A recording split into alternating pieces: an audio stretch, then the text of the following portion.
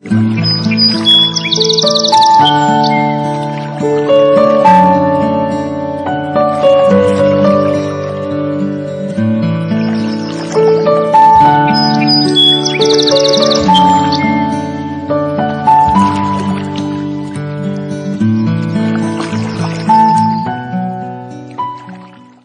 Guys, Radhe Radhe, good morning. આજના નવા બ્લોગમાં બધાનું સ્વાગત છે. સવારના 7 વાગી ગયા છે અને સવારમાં હું 7 વાગે ઉઠી અને ચોટી લગાવી, ધરતી માતાને પગે પડી અને પ્રાર્થના કરી અને સવારનો દિવસ મારો ચાલુ થયો છે. સવારે મારી મને ચા પીધા વગર પહેલાં કંઈ કામ ના થાય મારાથી. પહેલાં મને ફ્રેશ થઈને મને ચા જોઈએ અને મારી બેબી સૂઈ ગઈ છે ત્યાં સુધી મારે ચા પાણી થઈ જાય. હવે સારું છે સૂતેલી રહેતો, બાકી તો મારા ચા બી નહીં થાય. અને અત્યારની બધી જ લેડીઝને એવું હોય છે કે પહેલાં થોડી ચા જોઈએ. થોડી ચા હોય તો ફ્રેશનેસ આવે અને પછી જ કામની શરૂઆત થાય.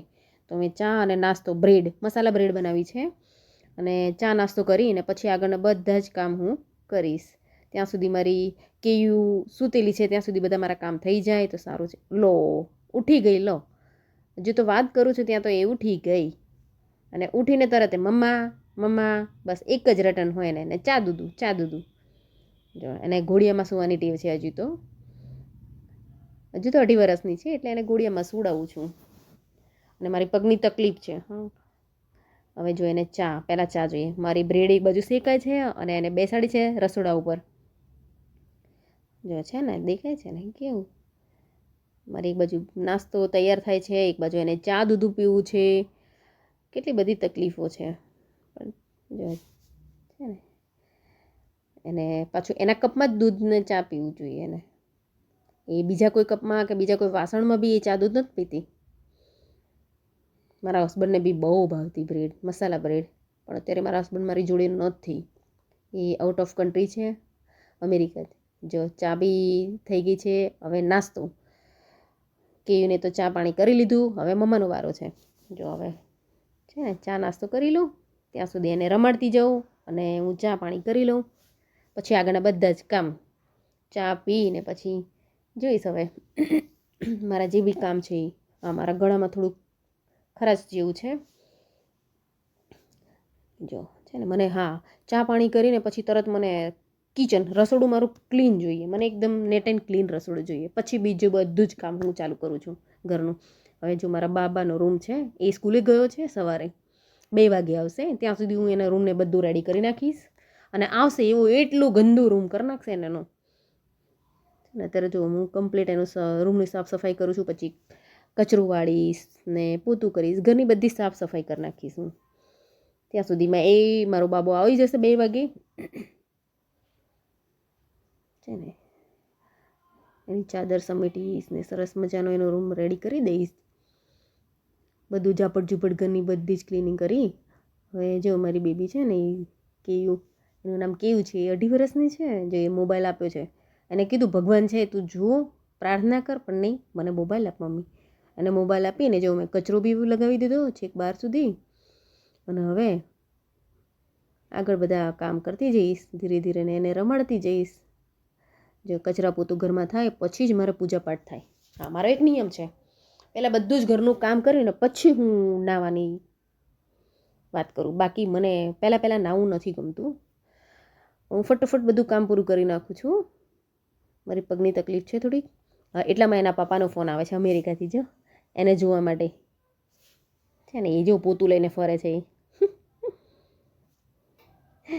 હું જે કામ કરું એ બધું એને કામ કરવું જ.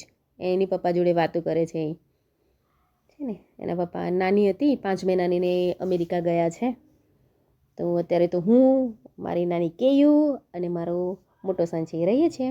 હવે એને નાહવાની તો પહેલાં બહુ નાહવાની મજા આવતી હતી, પણ હવે ખબર નથી એને બહુ આળસુ થઈ ગઈ છે નાહવાની. એને નાહવાની વાત કરીએ તો એ કરે. મેં બી ફ્રેશ થઈ ગઈ છું, નાહી ધોઈને રેડી થઈને મંદિરની સફાઈ કરું છું. અને હું પૂજા કરીશ એ પહેલાં તો એ પૂજા કરવા તૈયાર થઈ જશે. જો અગરબત્તી હું સળગાવી એને પ્રગટાવીને રાખું ને તો બસ મને જ આપો છે ને. અગરબત્તી લગાવે છે એ જો ભગવાનને, બધી બાજુ પછી અગરબત્તીથી પૂજા કરશે. બધું કામ બધું ફિનિશ થઈ ગયું છે ઘરનું. હવે એની જોડે મારે થોડું મેં એમને કીધું કે ચાલ રસોઈ બનાવીએ આપણે. તો એના વાસણો લઈને આવી ગઈ રસોઈ કરવા માટે. લે છે ને મમ્મી મને રસોઈ ટામેટું કાપી દે કે લે એની ટોયઝમાં છે ને ટામેટું, હવે એ કાપવું છે એને.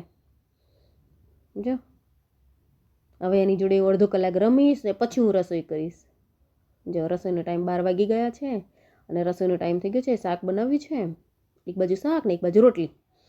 2 વાગે આવશે મારું મોટું, એનું નામ સોનું છે ને. રોટલી બી થઈ ગઈ. હવે રસોઈ કરીને પછી કેવને જમાડી લઈશ. એને એમ કહ્યું કે ચલો રસોઈ તૈયાર થઈ ગઈ છે. તો એની કેવી ટેવ છે કે એનો તકિયો લઈને આવી જશે અને પછી ખુરશી પર બેસશે, કારણ કે નાની છે એટલે ખુરશીમાં તો દેખાય નહીં ટેબલ ઉપર, એટલે તકિયો નીચે મૂકવો પડે. પછી એને બેસાડું અને એની જાતે ખાવાનું. હજુ 2.5 વર્ષની છે પણ ખાવાનું એની જાતે. મમ્મા ના ખવડાવે એને, એની જાતે. જો ના પાડે છે બધા, જો પછી મારે એને સોરી કહેવું પડે. જો એની જાતે ખાય છે. શાક રોટી અને ગાજરનો હલવો છે. બધું કામ ફિનિશ કરી એને સુવડાવી અને આજે મારે બ્યુટી પાર્લરમાં જવાનું છે, કારણ કે આજે 18 તારીખથી અને 20 તારીખે અમારે માતાજીનો પ્રસંગ છે. તો થોડુંક બ્યુટી પાર્લરનું કામકાજ કરાવી દઉં. એને સુવડાવી દીધી છે અને મારો મોટો છે સોનું એને રાખશે. હવે આગળનો બ્લોગ તમે ધીરે, હું અહીંથી ઘરેથી નીકળું છું ને, આગળ તમે જોતા જાઓ.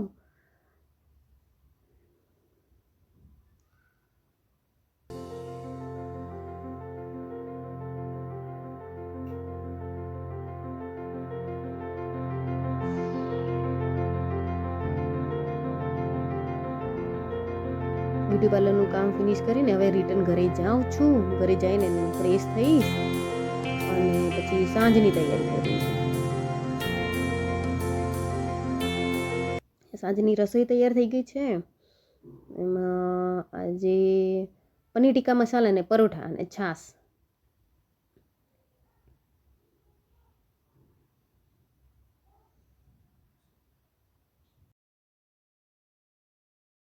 ગાઈઝ, આજનો તમને બ્લોગ મારો કેવો લાગ્યો એ કમેન્ટ કરજો, શેર કરજો અને સબસ્ક્રાઈબ કરજો. Good night. રાધે રાધે.